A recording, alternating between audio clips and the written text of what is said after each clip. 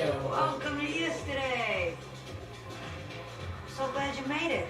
Look at that, great posture. Thank you. Yeah, not a lot of people at this party can say that. Oh yeah, Sure he's gonna propose. Let's talk about him. Proposing his girl.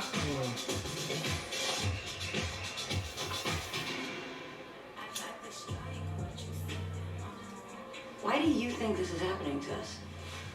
I'm pretty sure that it's purgatorial punishment for being a bad person. What is this bad person? I mean, you know, there's Hitler, and then there's everybody else. Even Wile E. Coyote is just, yeah, he's out there, he's looking for a hot meal. You having a stroke? No, that guy that Beatrice cheated on me with, he's here. You don't look. Just take it easy, all right? Point him out later, and I'll bust his fucking kneecaps, okay? But for now, you and me got bigger fish to fry. Life and death stuff, huh? Jeez. What is that? My new theory is that it's an incredibly dense gravitational field that's gaining consciousness and is now deliberately fucking with us. Kind of the black hole meets they shoot horses, don't they? Yeah, my bathroom doesn't have a black hole, so... Well, this isn't going to be very fun if you keep rejecting my theories. You know? You rejected mine. Yeah, because it was morally simplistic and narcissistic. I mean, the universe is moral, but it shares... I want to get a seltzer. Okay. Oh, hey, they have alcohol over there, too, so... No. That's his deal. He's like sober, white knuckling it, so he doesn't drink. That's why he's such a fucking asshole. Oh, I thought it was because you were pissing him off. Now, sexualizing self-hatred is the hallmark of any relationship that begins with extramarital infidelity. Wait, you skipped out on meeting his daughter and you broke up his marriage. So you're kind of a shitty person. The amount of guilt, I'm surprised you're not a Jew. Eric, man. What you did, black dude? His name's Allenby. Well, what he did? Let's do it. Let's meet I thought Lucy. he was OCD. I wanted you to meet her when we were together. Please. Okay. Have breakfast with her every Monday and Friday. Tomorrow morning, then.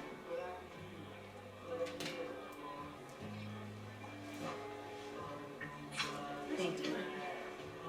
Either today I think there's a lot of Thursday, or merit in Sunday. copying. I'm interested in plagiarism as an art form. But haven't you ever wondered why visual today's art no Sunday, longer so carries the we're weight supposed it to did work on 30 years ago? I've literally never wondered that. The internet. AIDS. The AIDS crisis, it wiped out nearly every meaningful critical voice in every meeting.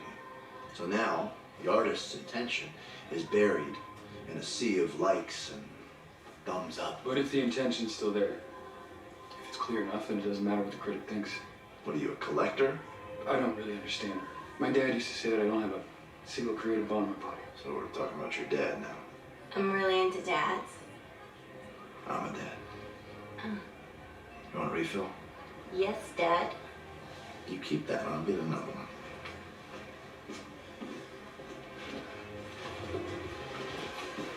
You know, you're really good at this stuff. You seem to be so comfortable with yourself. Like bringing up AIDS at a party, I'd never have the balls to do that. Is that what she likes about you? I'll tell you what.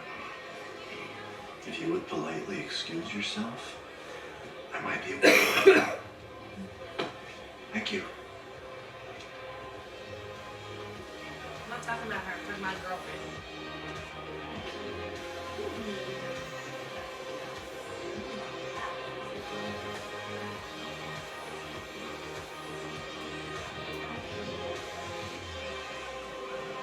Pancake breakfast, private cars.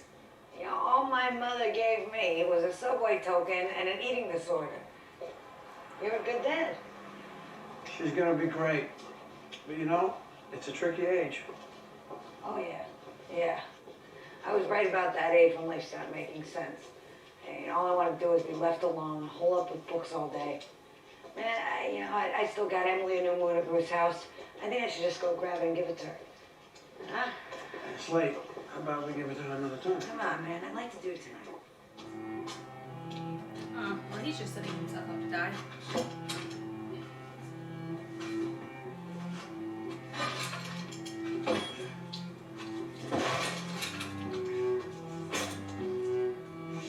Fucking everybody, I'm watching like an idiot.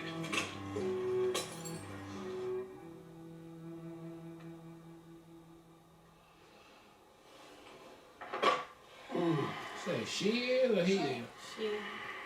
What time is it? 6 a.m. Oh, gosh. I'm gonna go to Ruth and get that book for Lucy, okay? I'll see you at breakfast. Okay, man. Okay. My bones hurt in the morning. You should get checked for Lyme disease.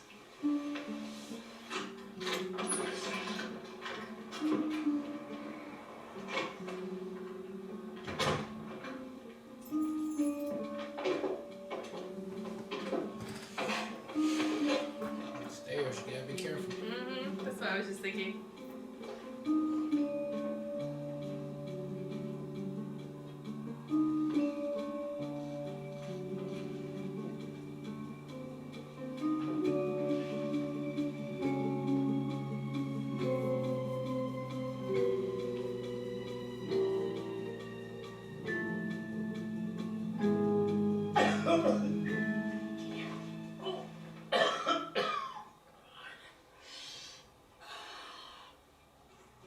Hey, did you find it?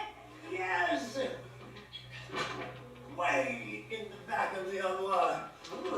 Ah, thank you. You know I keep all your stuff. I even have the Valentine's Day cards you made me in 4th grade. Your mother was a little unstable around that time and all.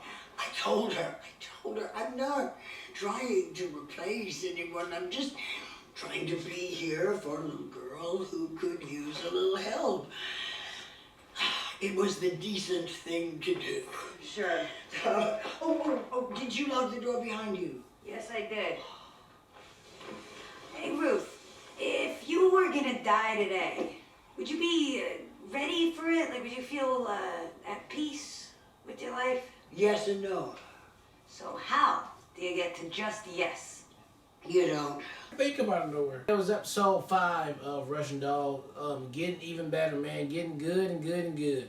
Yeah, is there a rhyme or reason to this? I think Ruth might be, not Ruth, I think, Alan? no, what's her Nadja? girl? Yeah, the Tasha.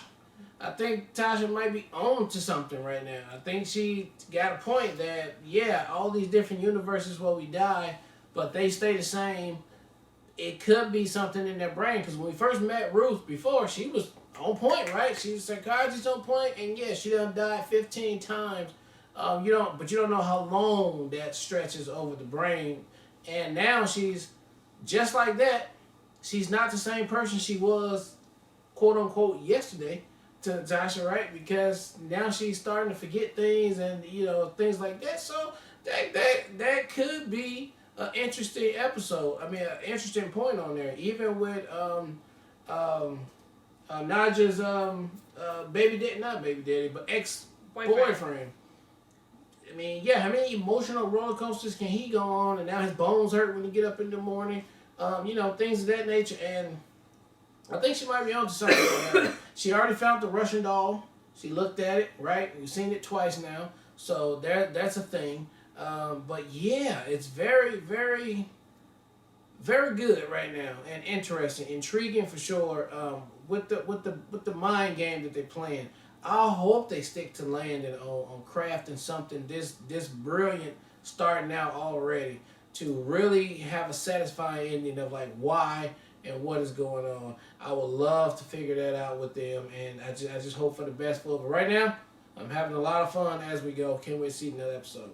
So a lot of times with a show like this, with a big concept and like, the slow type of burn, the slow burn, you feel so much, especially in the first 8 episodes. I appreciate this show so much for yes, we still have to resolve and come to what's actually happening, but they give something away in every single episode that feeds your curiosity and makes you more excited to come back to the next episode.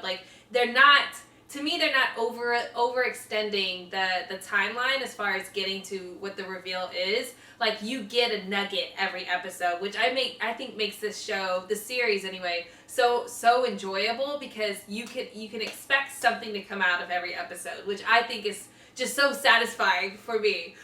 So this episode, 2 things really stood out for me. One, the fact that Alan and Nadja are on the same exact timeline. They've had the same number of deaths, It seems like they're dying at the same exact time. Like, how are they so in sync? And what is it about these two completely different people? How did they get stuck in this situation? And again, is there other people beyond them that they just haven't interacted with? But like, why those two people? Like, what is it? Like, what's special about the two of them?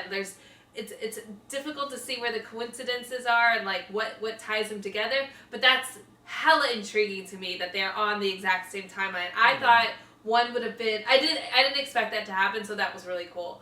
Alan hasn't addressed the fact that his fish has gone missing, so that's the other thing that still has to be addressed. Like, what the impact of them redoing these cycles has, and maybe it's to your point that fish lived past its lifetime now, and it died, and like now it doesn't exist anymore because they keep doing this, and like it has an impact on the existing lives.